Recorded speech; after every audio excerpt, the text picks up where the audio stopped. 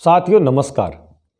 Second grade अध्यापक भर्ती परीक्षा पेपर लीक मामले को लेकर राजस्थान के संपूर्ण अभ्यर्थी लगातार आंदोलन कर रहे हैं और सीबीआई जांच की मांग को लेकर प्रदर्शन कर रहे हैं। अभी आपने देखा कोटा में प्रदर्शन हुआ, गंगानगर में प्रदर्शन हुआ और कल चोमू में भी बेरोजगारों ने प्रदर्शन किया और सीबीआई जांच की मांग की। साथियों, सीबीआई जांच की मांग की जा रही है 2021 से ही, लेकिन राजस्थान सरकार के कानों में जू तक नहीं रेंग रही है। सेकेंड ग्रेड अध्यापक भर्ती परीक्षा का पेपर पूरा लीक है, पूरा लीक। सारे पेपर लीक हुए हैं। 21 और 22 तारीख का पेपर भी लीक हुआ था, लेकिन सरकार मानने के लिए तैयार नहीं है। कुछ अभ्यर्थी पेपर को रद्द करके वापस पारदर्शिता के साथ में करवाने के लिए मांग भी कर रहे हैं और उनकी मांग भी जायज है। अब कुछ अभ्यर्थी ये कहेंगे कि रद्द गैंग एक्टिव हो गई है, ये सभी एग्जाम को रद्द करवाना चाहते हैं।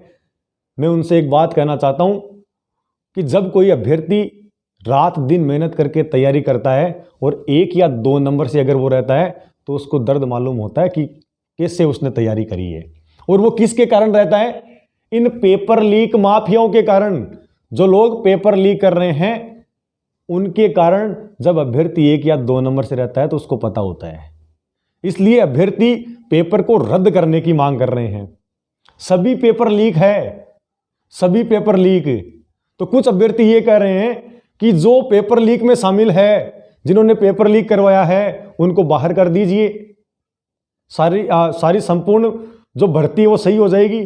साथियों, मैं आपसे कहना चाहता हूं कि सभी जो चोर है वो बाहर नहीं होंगे, क्योंकि सरकार नहीं चाहती है। राजनीतिक संरक्षण में पेपर आउट होता है और इसलिए सरकार नहीं चाहती है कि अपने जो अभ्यर्थी उनके बेटे हैं, क्योंकि इन्होंने भाई भतीजावाद फैला के रखा है, उनको बाहर क्यों करेंगे? सभी बाहर नहीं होंगे और इसलिए अभ्यर्थी पेपर रद्द करने की मांग करते हैं। पूर्ण पारदर्शिता के साथ में करवाइए। पेपर लीक होने की घटना सामने आने क्यों देते हैं? साथियों, मैं इतना कहना चाहता हूं कि एक मांग और करनी चाहिए हमको।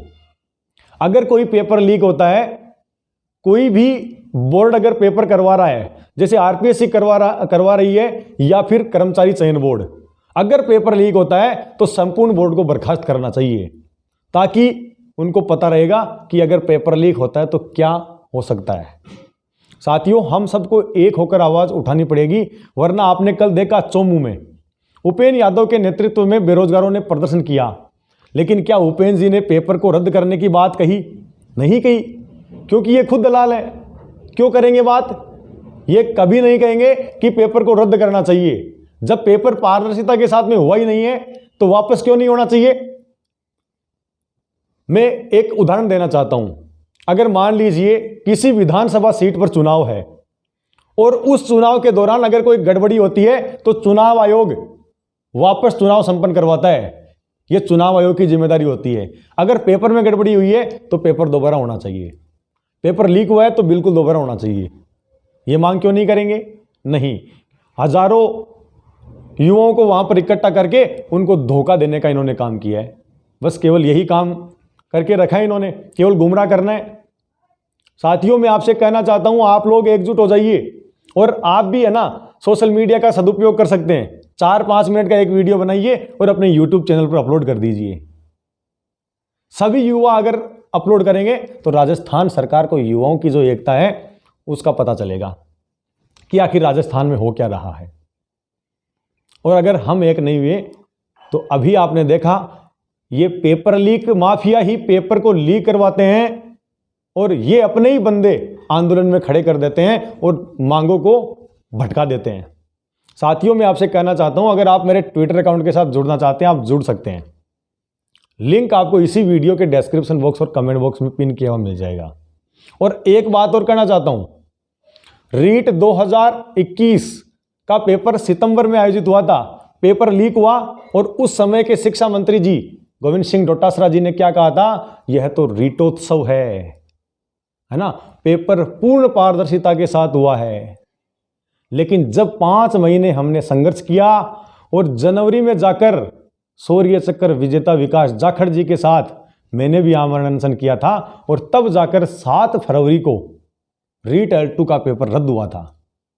सीबीआई जांच की मांग भी कर रहे थे हम लोग, लेकिन सरकार ने इस मांग को संज्ञान में नहीं लिया और अब भी हम तो करते रहेंगे, लास्ट तक युवाओं के लिए संघर्ष करेंगे। साथियों, आप हमारे साथ में जुड़े रहें, चैनल को सब्सक्राइब कर लीजिए ताकि आने वाली अपडेट आपको मिल सके।